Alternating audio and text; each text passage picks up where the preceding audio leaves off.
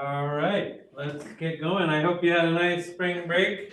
I don't know if you saw the announcement, but so the plan, I didn't do things exactly as I said I would before the break, but hopefully this is better.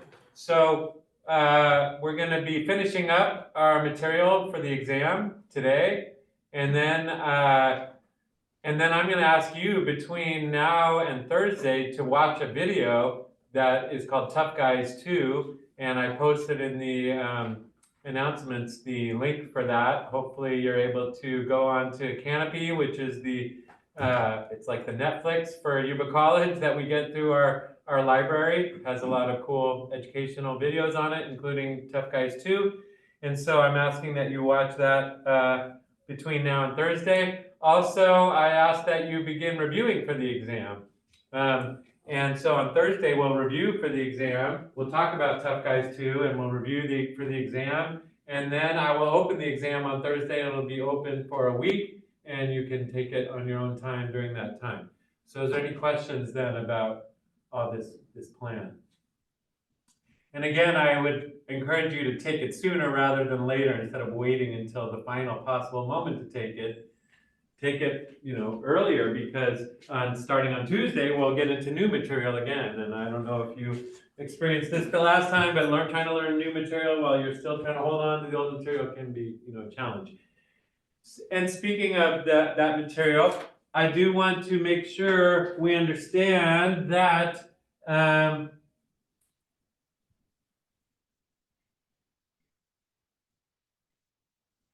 so hopefully you've been downloading these lecture outlines. So this is the lecture outline in the list of lecture outlines. So if you're not sure where I am, I'm in Canvas, and and if you go into Canvas and you go over here to Files, and then you go into Files, there's several different files you can get, several different folders. And the folder I'm in right now is called Lecture Outlines. So if I look in Lecture Outlines, what's in there, this is what's in there, these lecture outlines. They're not always clear which one you should pick. There's these ones that say AF on them. That's not something inappropriate on there. It means alternative format, and it's a long story, but when they have to approve my course, they have to make sure everything's readable by people that are using, there's readers people use. Anyway, but I wouldn't pick the AFs. I would pick the ones that are not. So this is the lecture outline for the social construction of gender and race. It's called different things in different places, but hopefully you understand that that's what we've been talking about in terms of symbolic interactionism. That's the thing we're studying, symbolic interactionism. But in order to understand symbolic interactionism, we've focused on the social construction of gender and race. So when you click on the lecture outline, it's called What is Symbolic Interactionism? That's our overall question. But we looked at a bunch of things. And what I'm trying to show you on here, if I could, maybe I should make it bigger. The key terms is what you need to be learning. So as you look at, even if you don't like to use these lecture outlines, what they can help you identify is what are the things I need to know for the exam. Like we covered the difference between sex and gender. We talked about gender as performance. We talked a little bit about gender inequality, although you could say, hey, I didn't remember you talking about that. And I'll go over it in review. We're going to talk about tough guys. We also have been talking about race issues. And so language and binary oppositions and the politics of language. Anyway, so hopefully intersectionality. Hopefully these, and so laissez-faire racism is a term we've already spent some time on. Within that terminology, within that idea is the idea of dominant racial ideology. I see that I don't fully have that on this outline, but if you were taking notes on laissez-faire racism, you should have picked that up. And if you go through all these notes, you will see that term in there.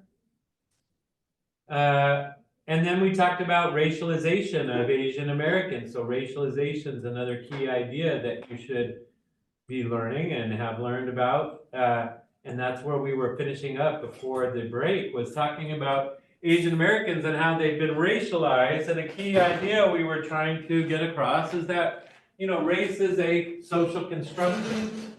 We tried to make the case that gender is a social construction, distinct from sex. Sex is a physical, structural fact that we're born with.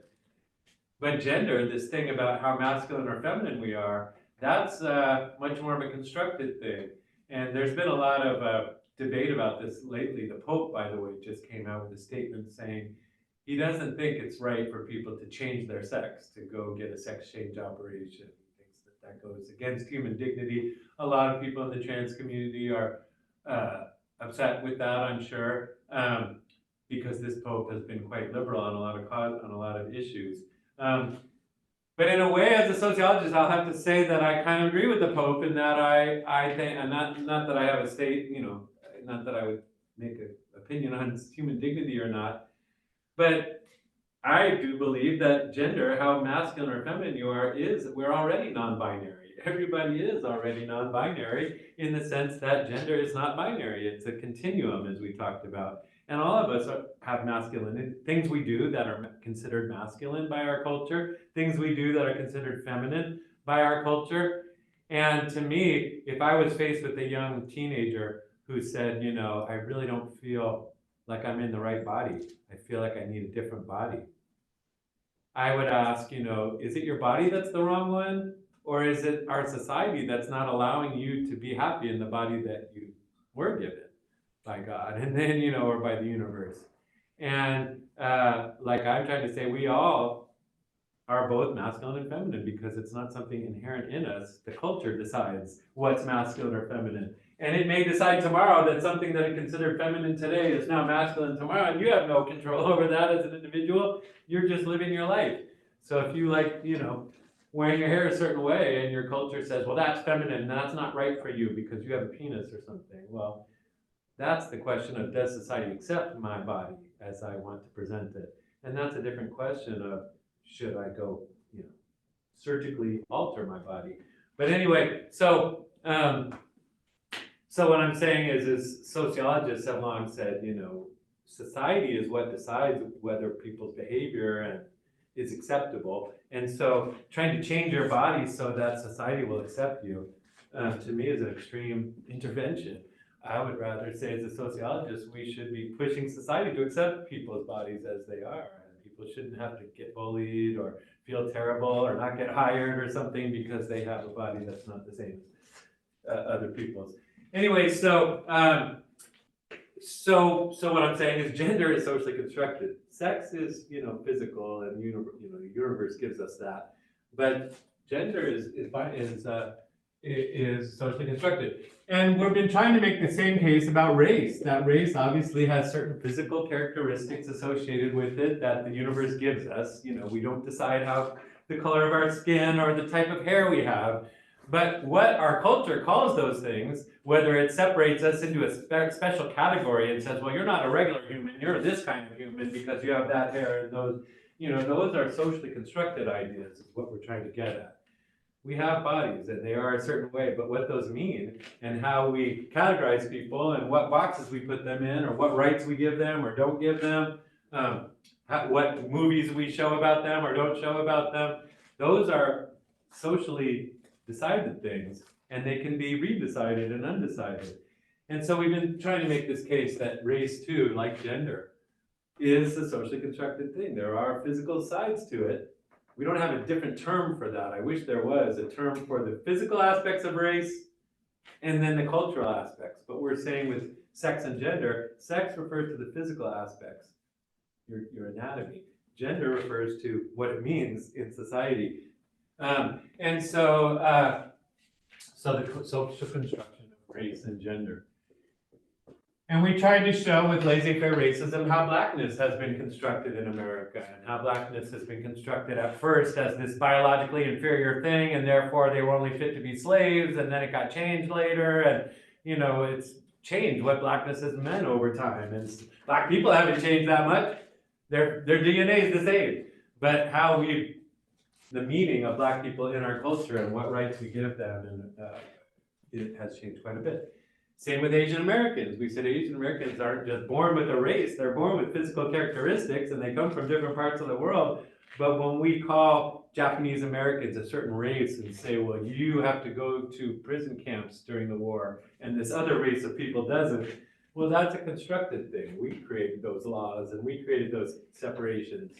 And a lot of the Japanese Americans who were put in camps said, you know, I'm very American. I love America. I would fight to the death against Japan. It didn't matter because in the construction of race, you're just not one of us.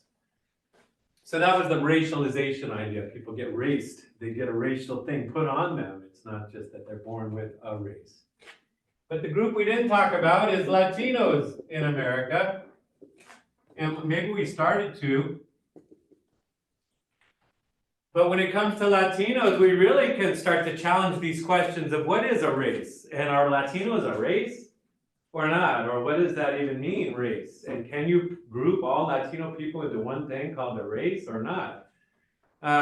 And what does it mean to group all Latino people together? And is that word Latino even the one we should use? So this question of how are we constructing this group of people? What language should we use to talk about them? Should we say, for example, Hispanic? Should we say Latina, Latino? Should we say Latinx? This all comes down to that politics of language thing that I'm talking about. And by the way, Tough Guys, too, when you watch that, gets into this question. How does the very language we use construct the reality of around gender?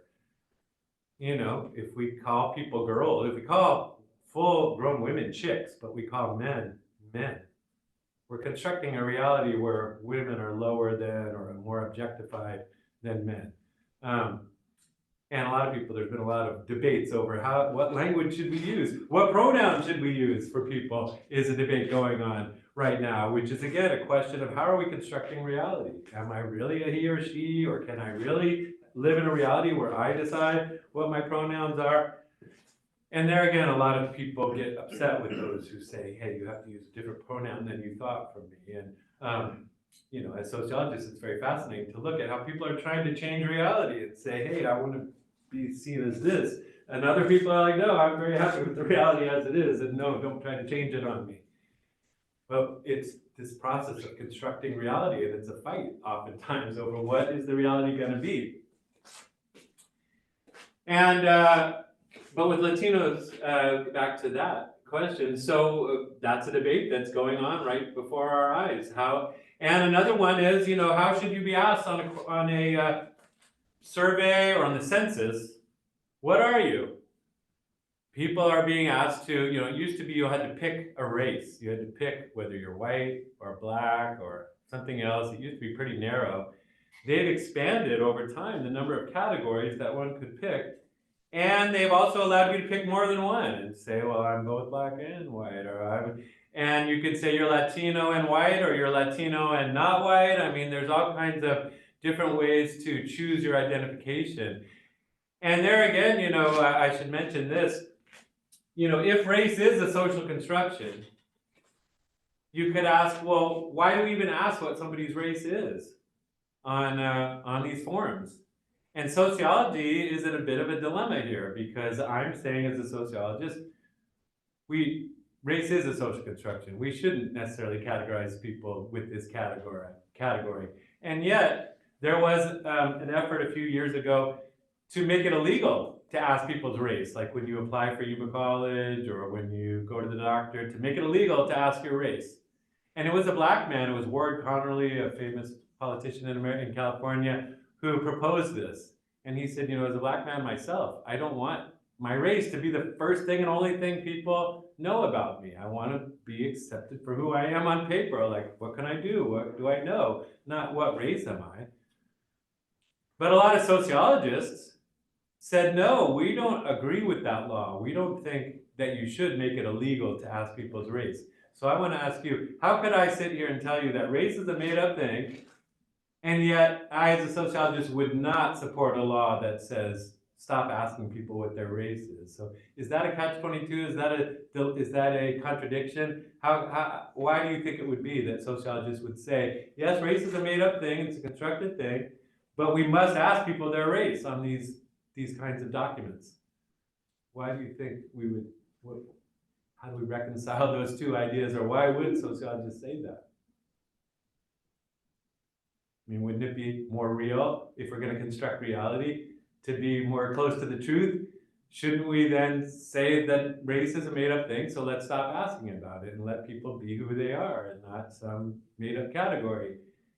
Why do you think we still ask about it and want to know it?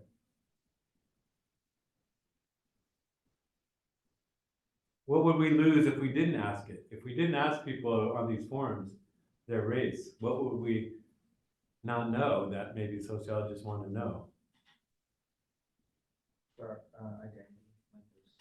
And but why do we want to know that? So we know who they are. Like, Yeah, but why? So thinking about all of sociology, like the social data, remember, social facts are aggregate facts, right? So like we don't really care about one person, how they identify. But why would we want to make sure that when people fill out this form, that they're asked this question, what race are you? What do we learn? What would we not know if we didn't, so if we're studying social facts, like aggregate facts, like rates of behavior. So like rates of behavior are things that we want to compare as sociologists. Like we want to know, for example, I was just reading about who's more likely to graduate Yuba College? Latino students, Black students, white students, Asian students?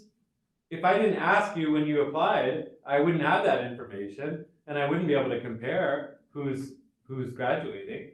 So even though I'm sitting here thinking race is a made-up thing and who fits in the Latino category or who doesn't is a little bit squishy, and nevertheless, I want to know how a person identifies so I can measure racism. I want to know, is the school like giving white kids more chance to succeed than Latino kids? We have this whole concept called equity, where we want to make sure that everybody's getting a chance to succeed. For example, like in this class, I often use sports analogies or sports examples to make my points. And that's biased. That's biased against people who aren't into sports, which in our culture, women sometimes are less into the sporting culture than the males are. And so I might be biasing my material towards males, and they might be succeeding more in my class than females. But we wouldn't know that if we didn't ask, are you male or female? We do ask that. But if I don't ask about race, then I can't know if I'm having what's called disproportionate impact. That's a term we use nowadays. Disproportionate impact. What does that even mean? Well, so if, let's say Latinos make up 20% of this class, and let's say 100% of the fails in this class are Latino, that would be disproportionate. That we would expect 20% of the fails to be Latino if 20% of the class is Latino. So if 100% of the fails are Latino, something's off there. It's disproportionate. It's not in proportion to the 20%. Anyway, so that's why it's a dilemma for sociologists. We don't like the idea of race. We know it's constructed. We want to have a reality where people can be free from these categories and have more ability to identify themselves in clear, true ways, not in these made-up ways. But at the same time, discrimination is a real fact. So even though the identity is created, if people are being treated differently on the basis of it, then it's still discrimination. And so it's a dilemma, because by asking about it, we're maintaining the reality of race and we're continuing to categorize people by it. But if we stopped asking about it, we wouldn't be able to measure racism. We wouldn't be able to measure discrimination and disproportionate impact and equity issues. So it's a measurement question. We want to measure something, but we also are trying to get to a reality where we don't any longer need to measure it because there is no disproportionate impact. So that would be, I guess, the goal for sociology is let's keep measuring it until we see no more disproportionate impact, so that it really doesn't matter if you're Latino or Black or Asian in America. It's down to you yourself as an individual. If we can get to that point where it's just the content of your character and not the color of your skin, as Martin Luther King said, then we could stop measuring it maybe. But we're not at that point, and so we still measure it even though we say it's a made-up thing. So it's kind of a dilemma. And with Latinos, it's been hard to measure it because it's not clear how people should identify. I mean, again, it's really a question of race versus ethnicity. Race is more of, as we said, a structural fact of people's bodies. So you could have black skin, you could have other features that are associated with blackness, and yet your ethnicity might be more Latino. If you grew up in, parts of South America, you might have black skin and be very black, like Cuba, or Puerto Rico, places like that, but be very Latino in your outlook, in your culture. And so ethnicity isn't so much about your physical makeup, it's about language, culture, history, food, and so what your ethnicity is. And so when we talk about Latino, it's really a set of ethnicities, I would say, more than a race. And, there are different ethnicities within it. I'm sure that we could say that, Mexican ethnic groups are not the exact same as Puerto Rican groups or Colombian or Panamanian. They're all grouped in the category Latino, but there's a lot of difference there. And so, but it's not really appropriate to call Latino a race. It's not at all, but we do sometimes put it there under race, and people choose Latino as a race, but it isn't really. And race itself is a contested category. But so how should we study Latinos? Well, I'm going to draw on somebody called Roberto Suro, and I want to talk about the ladder of assimilation. I don't think it's called that. It was just about assimilation of Mexican Americans. So one challenge in trying to talk about the Latino quote-unquote race or ethnicity, did I write Americano? Mexican American. One challenge is that because there's so many different ethnic groups within that broad umbrella, which one should I talk about? I mean, there's a lot of difference between Puerto Ricans and Mexicans, and we're trying to understand the experience of Latino groups in America. The experience of Puerto Ricans has been way different from the experience of Mexican Americans.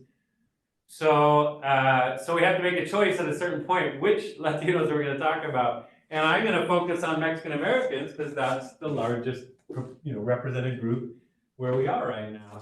And so, so I could, say more about other Latino groups, but I'm not going to. I mean, I have to leave that out. But what about Mexican Americans? What has been their experience in the United States? And one of the key ideas here is assimilation.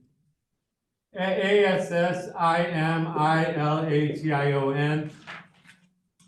Assimilation is the question of how much does an immigrant population adopt the ways of the country that they've immigrated to. And people have long noticed that Mexican Americans, compared to some other ethnic groups in the United States, have a slower assimilation pattern. So for example, my relatives first came to this country in 1911, my grandma from Russia. She spoke Russian and Yiddish, she didn't speak English. But my mom, her daughter, fully spoke English and Yiddish, no Russian, but didn't have any kind of accent. Her whole life she's been considered an American girl, American person, even though she could speak Yiddish. Me, I don't speak any Yiddish, any Russian, just English and some Spanish, but not because of my ethnic background. And so that means I'm fully assimilated. I'm a total American. No one looks at me and goes, "Are you an immigrant?" or anything like that. I'm considered a full American. And so that was just after a couple generations. But if you look at Mexican American patterns, Mexican American families, sometimes we could notice that Mexican American people aren't fully assimilated until like 3 or 4 or 5 generations later. So the first ones come in, they speak Spanish only, they eat Mexican food, they dress Mexican, and their kids are still pretty Mexican, their grandkids are still pretty Mexican, but slowly becoming more Americanized, and by the 5th generation, then we can see assimilation. And Suro Roberto Suro is the person I'm drawing on here, and he said, well, why is that? How can we understand this different pattern of assimilation, patterns of assimilation, is what I'm talking about. And why is the Mexican-American one slower? I'm just gonna write Mex-Am slower. And he says, well, to understand it, first of all, we have to know that, America is a nation of immigrants. Almost every group in America has had to go through some kind of assimilation process, like I was just saying. But we have to look at the factors, immigration factors. Meaning, why did you come to this country? There are push factors and pull factors. This is an important idea that comes up a lot in sociology. If we're trying to understand people's behavior, we can look at things that push them to act a certain way, but we can also look at things that pull them to act a certain way.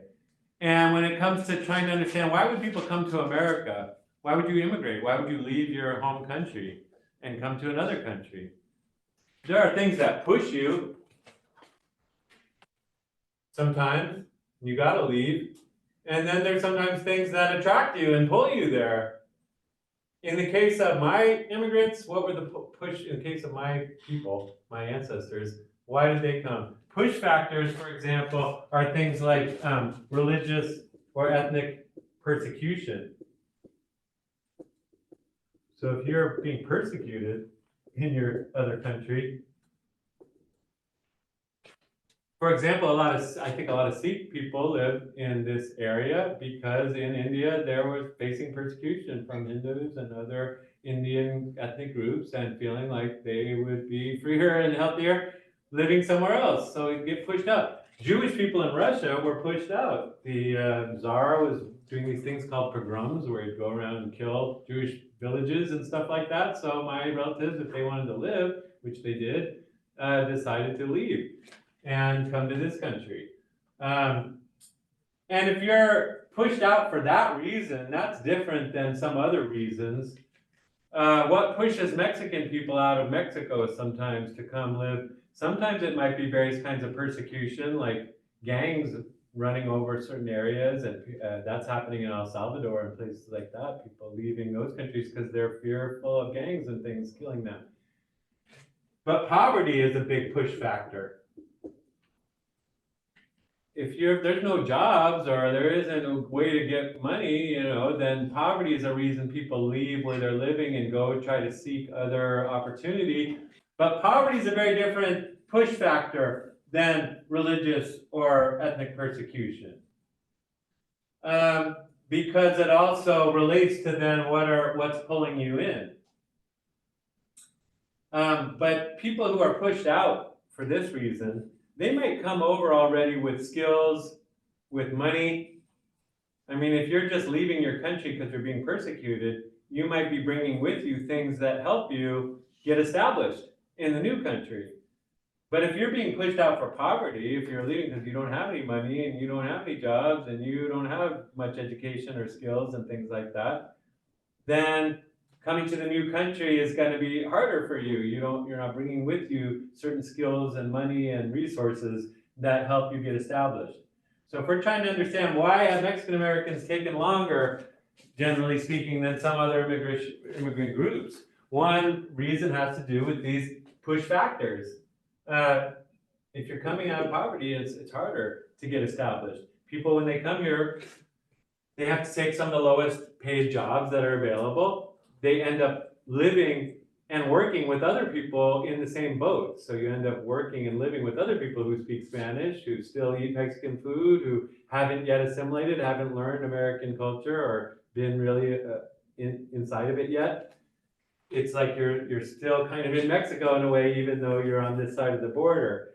Because you have to, because if you don't speak the language, you're gonna have to go find people renting and things that speak Spanish, and probably there are other immigrant type people, and you may have to double up your rent and stuff and live with other people that are in the same boat as you, speaking the same language and things. So you're just not in any kind of position to go start learning English and eating hamburgers and stuff like that. You are still with Mexican people.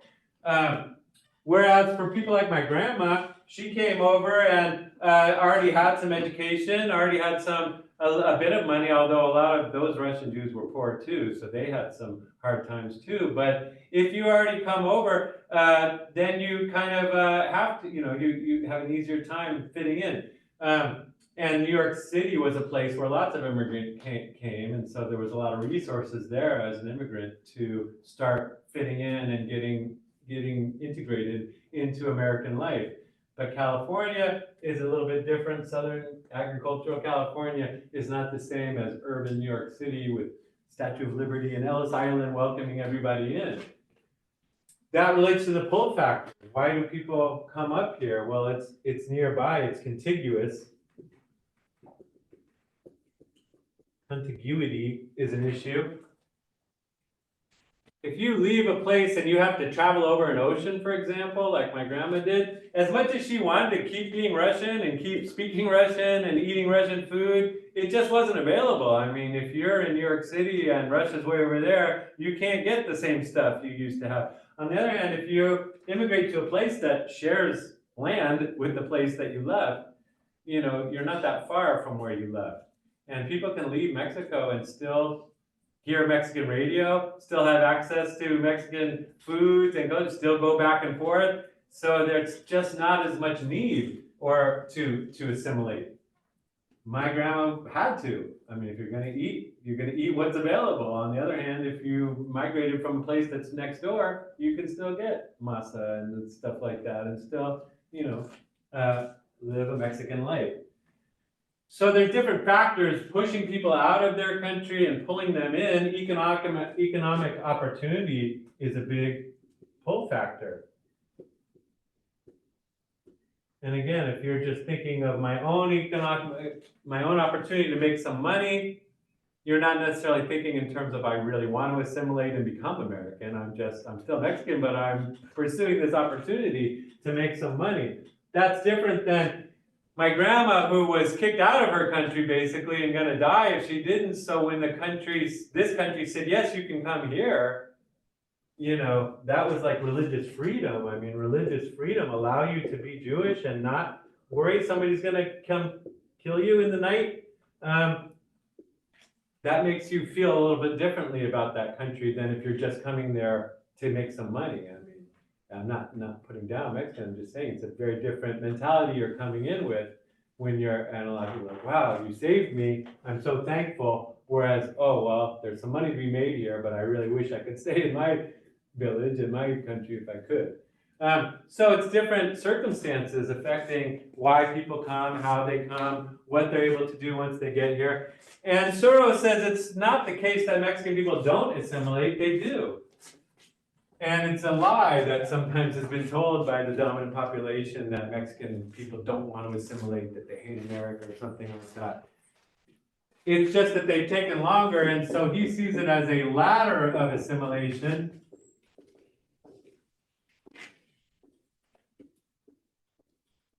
It's a metaphor, but what are these rungs?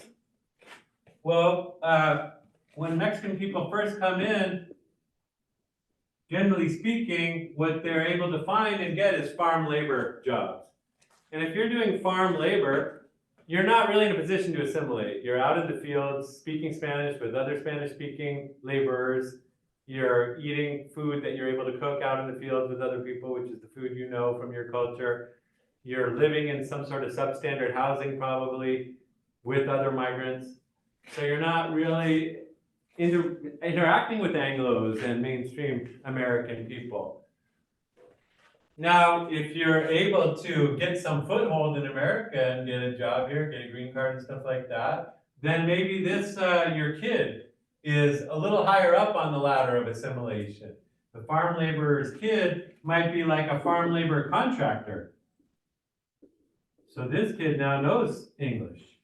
He might not be the most literate person in terms of reading a lot of English, but he can speak it, he can communicate. So if you're a farm labor contractor, your job is to hire the other Spanish-speaking guys and deal with the grower and speak English with them and run the business. And so you are a little higher up on the assimilation ladder, but you're still speaking Spanish most of the time. You're still probably eating Mexican food and wearing Mexican style clothing and listening to Mexican music.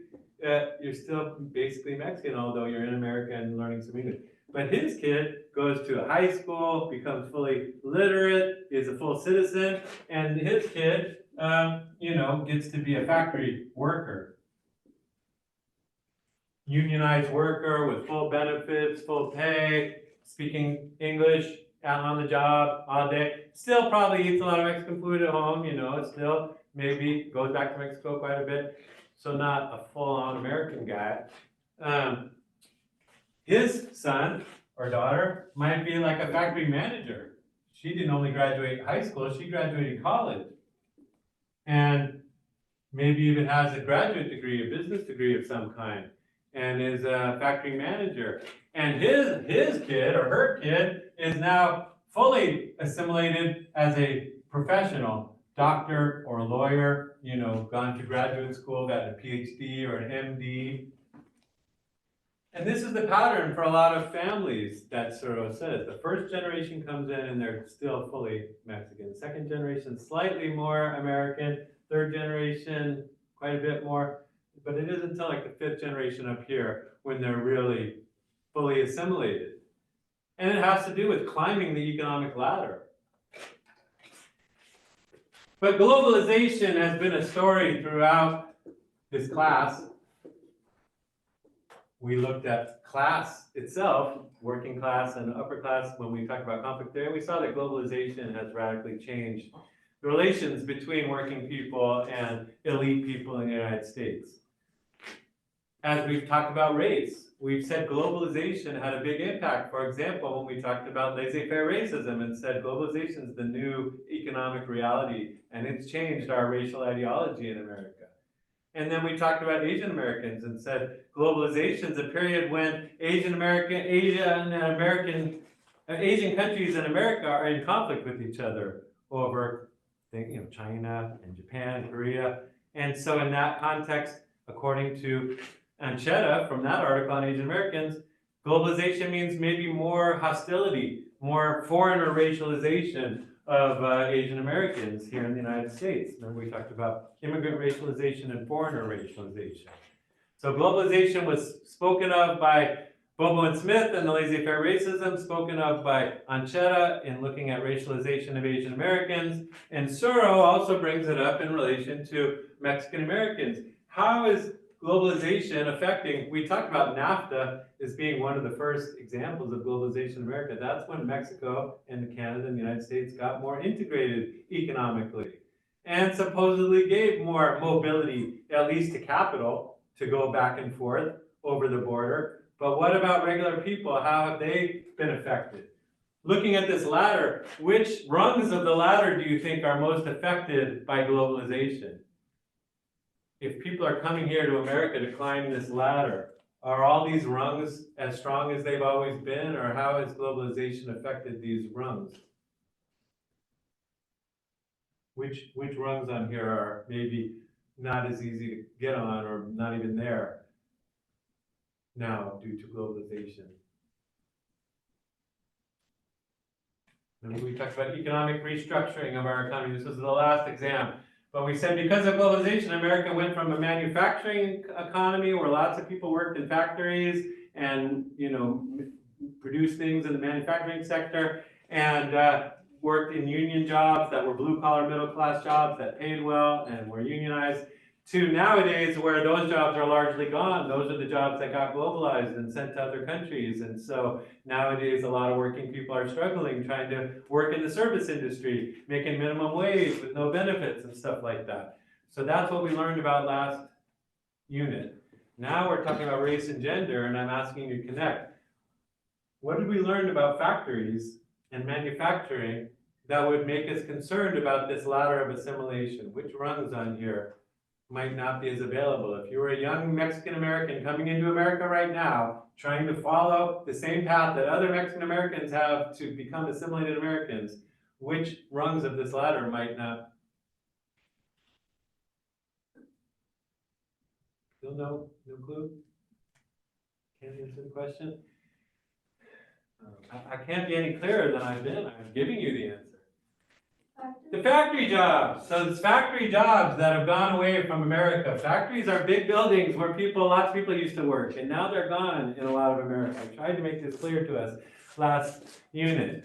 Maybe I didn't. I tried to show you that movie. But that was the reason we watched Two American Families, was to see what happens to communities and to families when the good blue-collar, middle-class manufacturing jobs go away and people are stuck with low-paying, low-wage, low-benefit service jobs. So what happens? Well, that means people can't climb. So people are still coming into America, so these lines are new immigrants. And the new immigrants nowadays aren't just Mexicans. People are coming in from El Salvador, from Nicaragua, from Colombia, from Venezuela, from the whole global south, as it's called.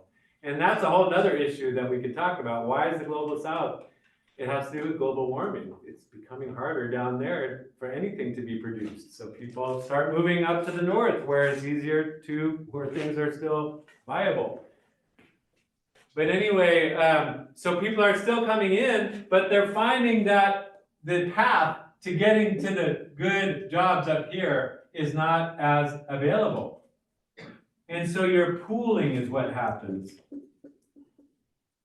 New immigrants come and they don't rise up out of the service sector, out of the low wage, low benefit service,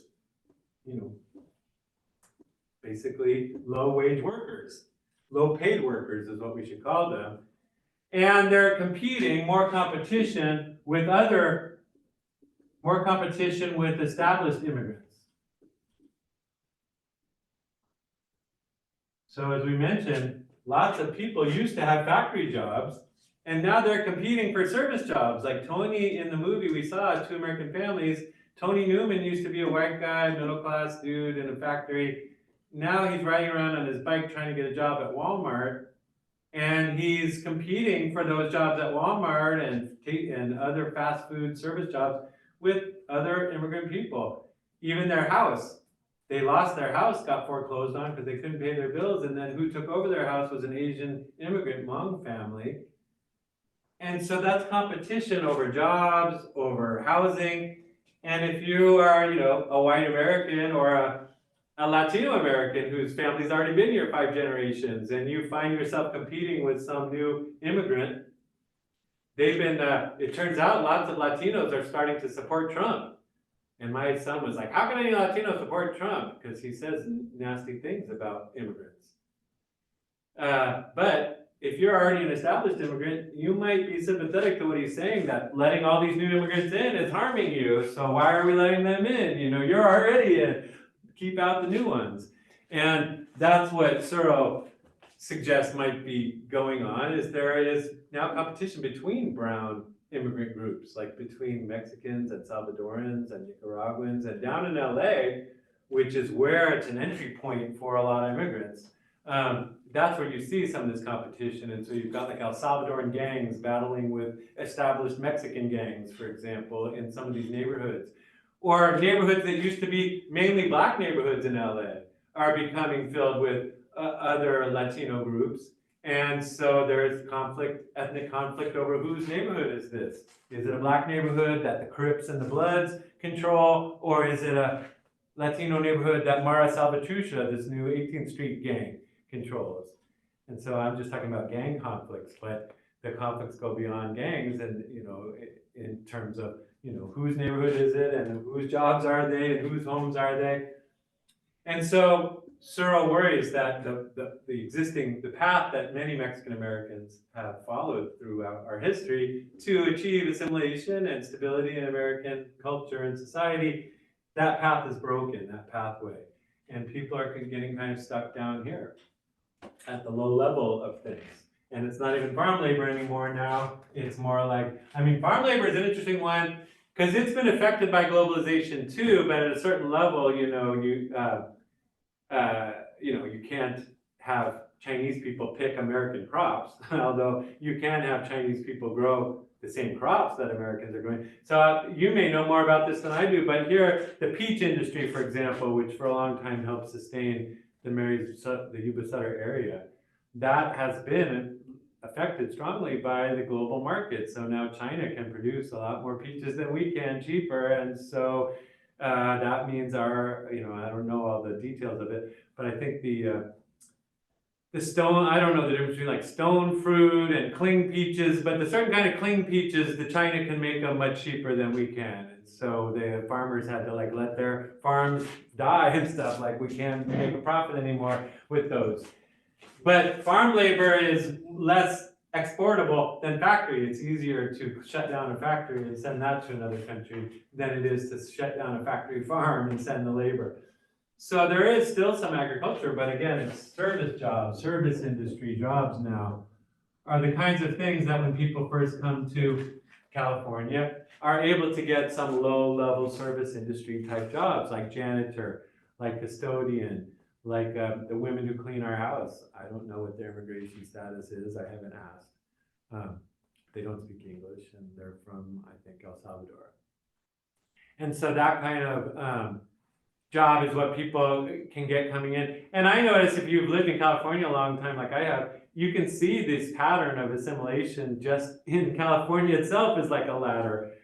Southern California is much more, the Mexican culture is much more Mexican, and people are you're more likely to hear people speaking Spanish. And up here, people are more assimilated. A good example is the county supervisor for the area we're in right now is Andy Vasquez. I call him Vasquez, but he pronounces his name Vasquez. And he looks Latino, and he is Latino, but he is a fully assimilated American person, and he doesn't pronounce his name with a Spanish accent. He pronounces it with an Anglo accent. Whereas in Santa Barbara, where I grew up, all the Anglos who lived there pride themselves on being able to pronounce all the Spanish street names correctly. And we say like Carrillo and stuff like that. We don't say Carrillo and Cabrillo and stuff. And so it's just interesting. I'm just trying to say Southern California is more Mexican. I also see more interracial couples up here. I see more Latino men married to Anglo women and Latino women married to Anglo men. And so it's more assimilated up here than it is down there. And it's almost, and even the gang culture, which I'm more familiar with, long had a distinction between the northern Mexican American Chicano gangs in California and the southern ones. And so anyway, it's, so Suro's worried, and just like all the other ones that we're talking about, globalization has been a factor. Just to sum up our points on race, all three of our discussions of race, laissez-faire racism, racialization of Asian Americans, and this assimilation of Mexican Americans, all three have tried to show that if we're trying to understand people's hostility, and I didn't really mention this with Suro, but there's been fluctuating economic need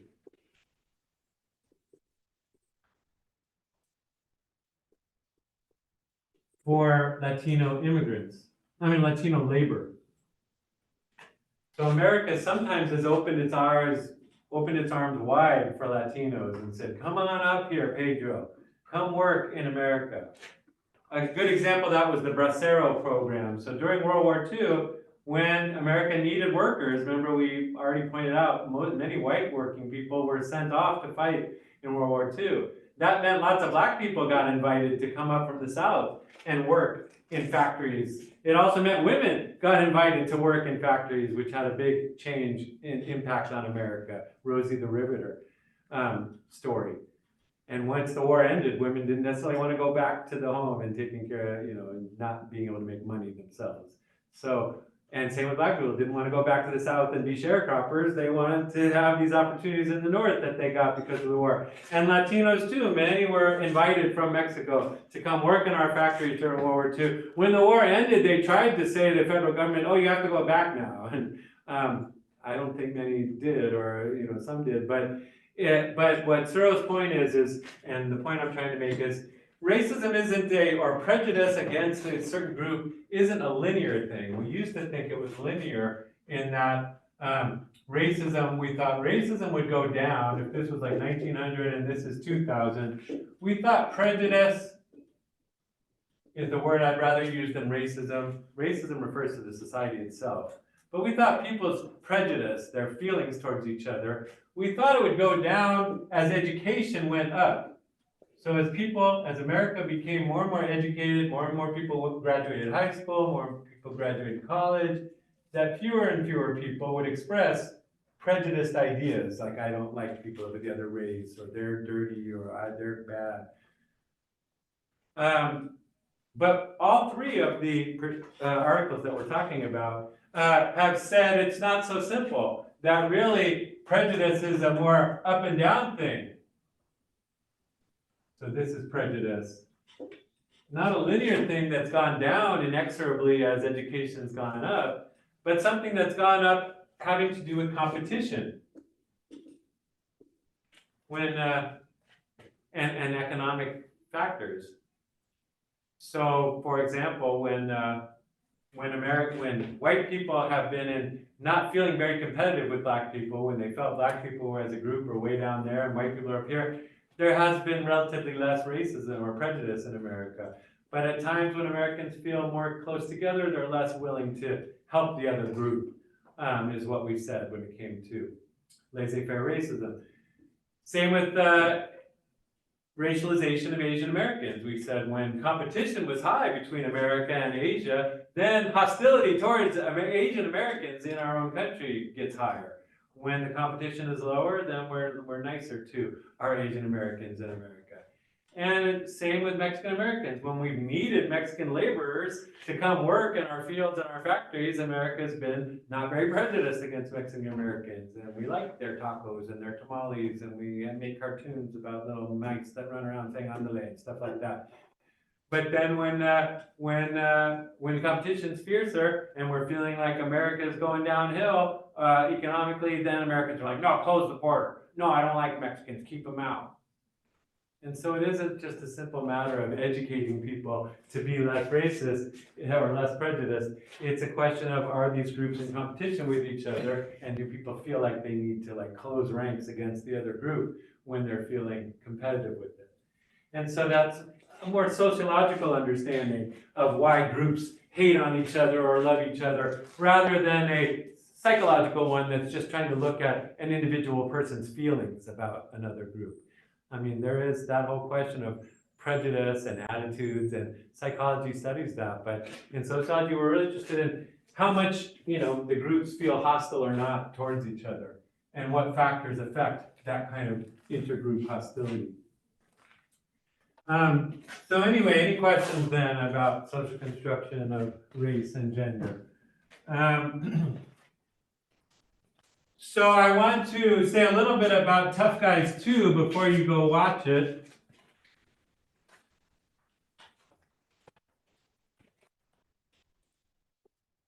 Tough Guys 2. There was an earlier version of this video called Tough Guys 1. There's a number of things that this video wants to get across to you that I think are pretty complicated ideas, a lot of them. First of all, it's about men, right? Guys. What does the word Guise mean? You don't know that word, guys? Yeah. More than one. You said it. Yeah. Guys, mask? Is that what you said? I thought I heard you say, guys means mask. Like a disguise, have you ever heard the word disguise? A disguise is a mask or a costume. And so this movie the title is a play on words, right? The word is guys, G-U-I-S, tough guys. But it's saying that when men act like tough guys, they're really putting on a guise, a costume. And so it's looking at gender. Well, first of all, it's looking at the social construction of gender.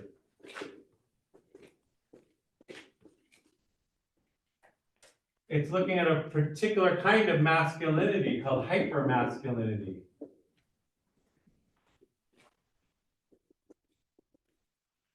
So this movie comes from a symbolic interactionist perspective, and it's trying to make a lot of the points that I've been trying to make. That we can see gender and race as socially constructed ideas, not things that are internal to the man. And we can look at it as like performance. And as we've said all along about symbolic interactionism, it sees social life as being like a play. And when we interact with people, it's a lot like acting. It's a lot like theater in that we have to think about how we look when we do it, our gestures, how, I referred to it earlier as a gender strategy. How do you present yourself given your gender? Like, yeah, I'm a male, but what kind of male am I going to present myself as? And to think about how I'm going to present myself as a male, I may have to take into account my race, my body's type, my other physical characteristics, my sexuality. I mean, what kind of masculinity do I want to perform? And as we said, gender can be seen as a performance, gender as performance. But also race.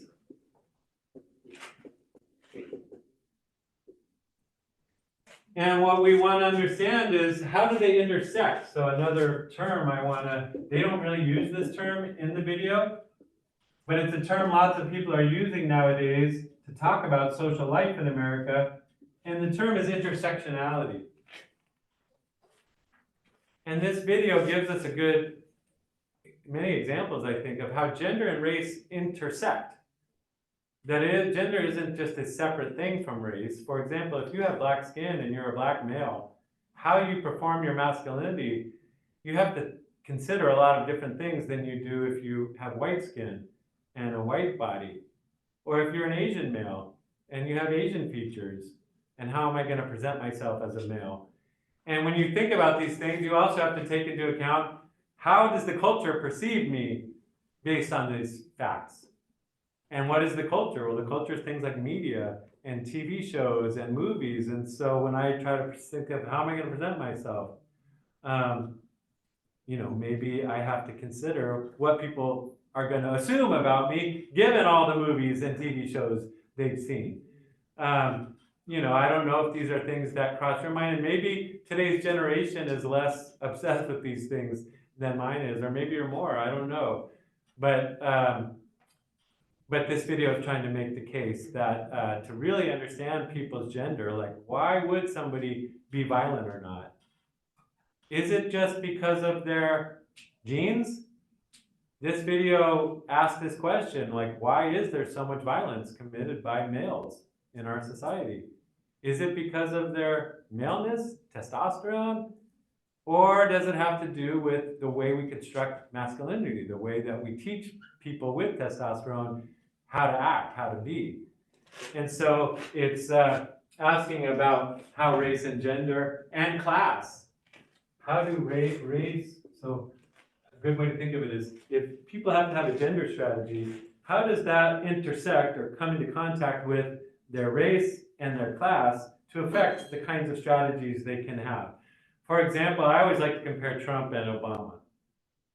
Trump can say all kinds of things and still be the #1 candidate for president for the Republicans. But if a black man were to say some of the things that Trump says, I'm sure he would not be a candidate for anything in America because Americans would just not think it was acceptable for a black man to say those things. But if a white man says it, we're like, he's just messing around, or whatever.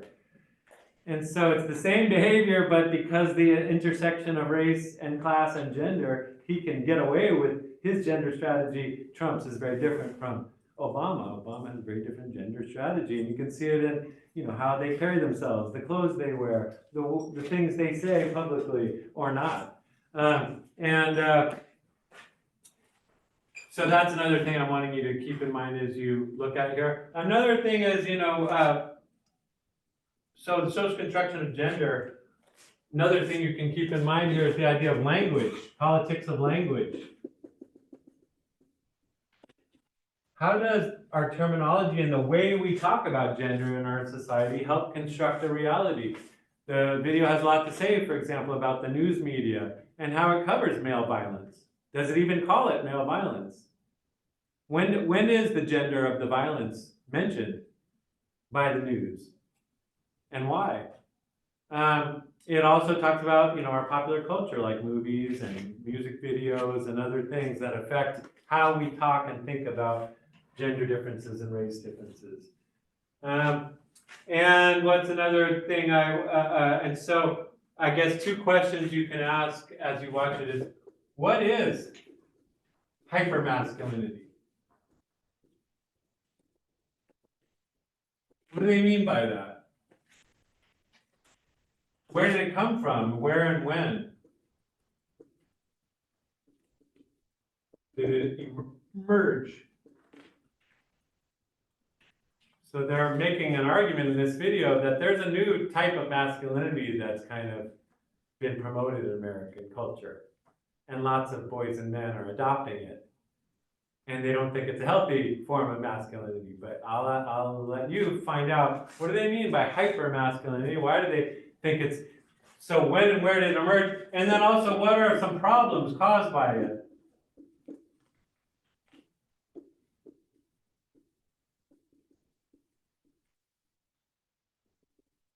So the video is also making an argument that this causes real world problems, this type of masculinity. And they document some of them and give you some facts and figures to back up their argument. So you might want to watch, pay attention to that. And then I'm also wanting you to understand intersectionality and how, what are some examples in the video of how race and class and gender intersect, so that people's performance of their gender is a combination of things like their class and their race. So if you could keep an eye out for that idea, it comes up in various ways in the video. And so you'll have to find it on Canopy, but what I already did post an announcement, so if you're getting the announcements from Canvas, you should have already gotten a link to this video. If you're not getting the announcements, I don't know why, but it'll be on you to go on to Canvas between now and Thursday, because there's a number of things you need to get from there, like the review guide, lecture outlines if you don't have them, and you can actually, so you could actually watch the video within Canvas in Module 6 if you wanted to, or you can look at my announcement and find the link, or you can go onto the Yuba College webpage. By Canopy, you log in, use your Yuba College credentials. So I think it's just the same as if you were logging into the website. So your username and your password will get you into Canopy.